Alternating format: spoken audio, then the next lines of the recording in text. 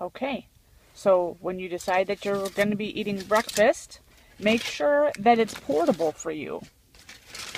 Now, this is a reason why I'm a fan of the Mega Pancake. You can make them in advance. This is blueberry Mega Pancake. Totally delicious. Totally fills you up. Keeps you with sustained energy for a long period of time. And this is resting right on the console of my car, so you can eat it on the go. Stays, delicious, whether it's room temperature, whether it's cold, and there's no problem. So when you're doing your meal prep or you're starting your breakfast or where your nutrition journey, you want to be thinking like, what can I do to set myself up for success so that if I get stuck somewhere, if I'm running late in the morning, like there's going to be no reason why you can't stay on your program.